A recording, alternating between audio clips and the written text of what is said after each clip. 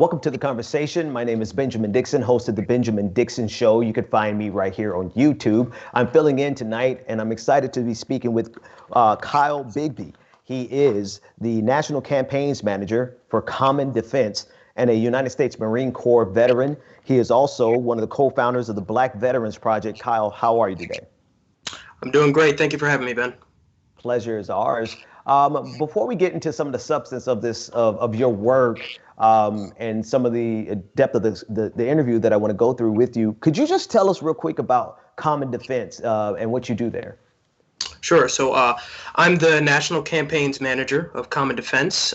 We are a progressive veterans organization. So we are training veterans across the country to become organizers themselves across a myriad of issues. But our primary campaigns that we focus on are ending the wars, demilitarizing the police, and getting Donald Trump out of office. And we're currently across the country activated right now for this election. I'm in North Carolina myself and meeting with veterans every single day, talking about the working class issues that really affect them and the people across this country so much.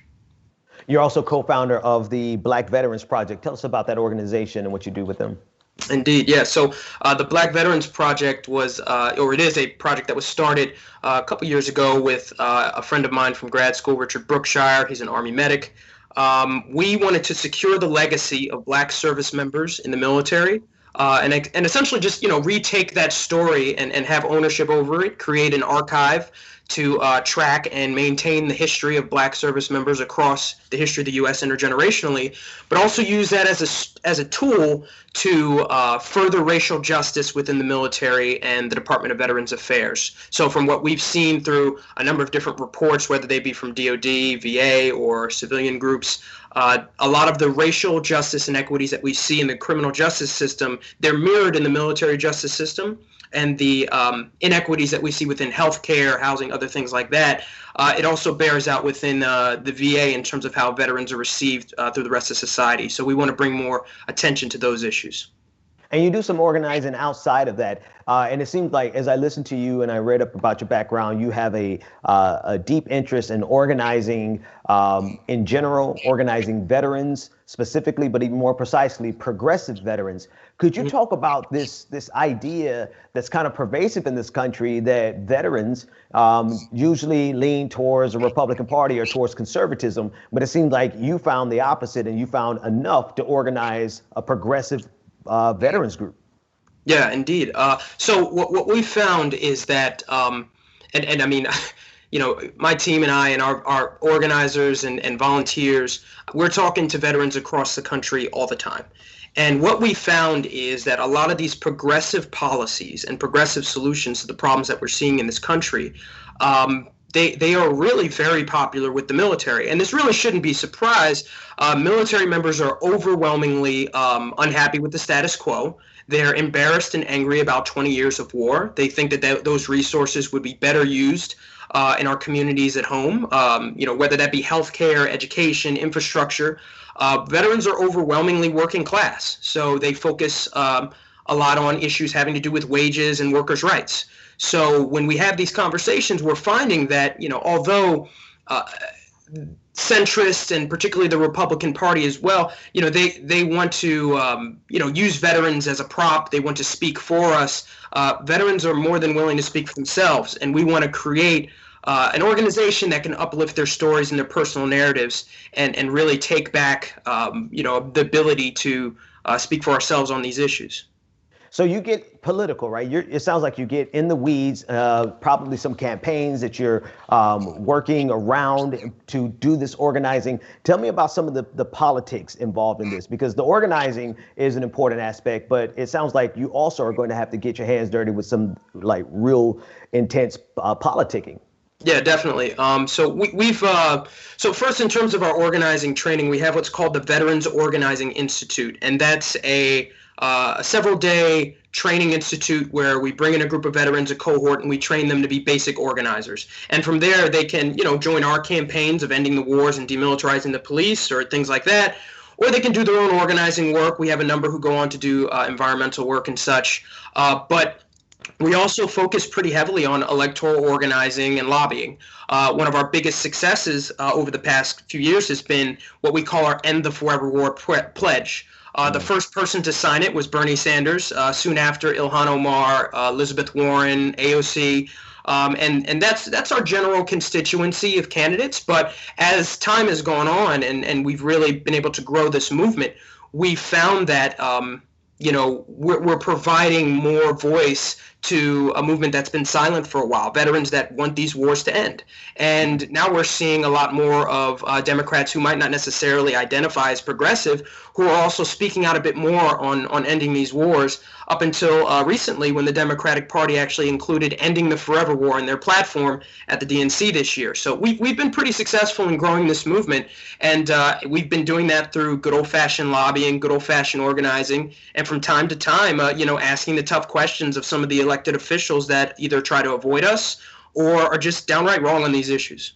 Right, right. Speaking about being downright wrong on the issues, there's a Senate race coming up in your state. Tom Tillis, tell me about your thoughts on that race and anything that you're doing with regard to organizing around it.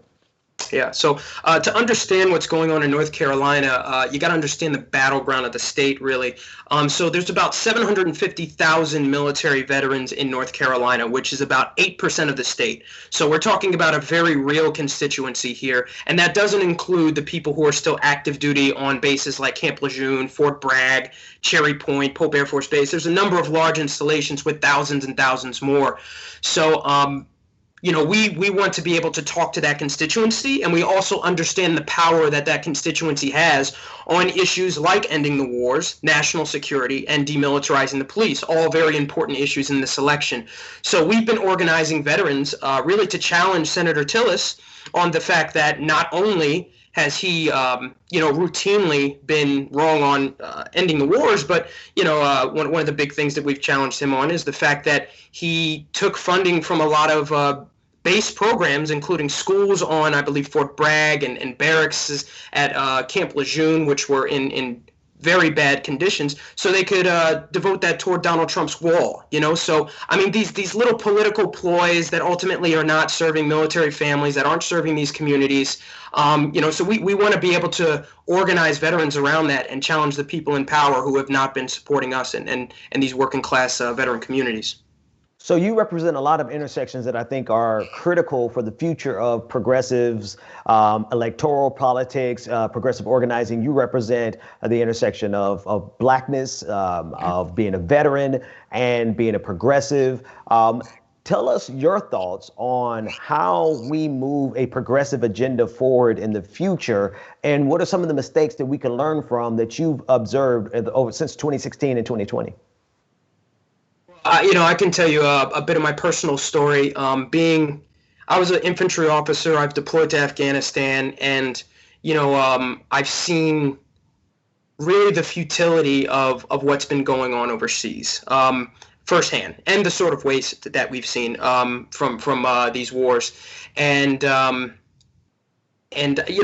think that one thing that the Democrats and progressives in particular need to be more willing to do is to actively stand up and fight on this issue. And we understand at Common Defense that oftentimes the best protagonists for trying to end these wars are people who served in the war.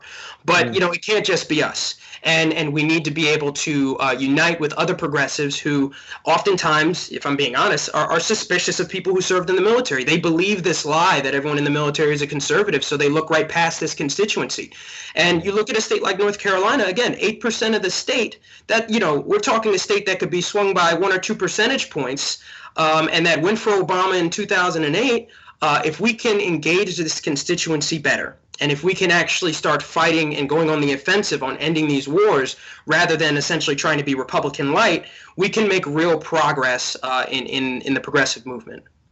So the goal for you, or rather one of the things that you see that we could do, is actually move towards progressive policies, reach out to veterans, and leverage their voices in a way that'll help push back against these endless wars. They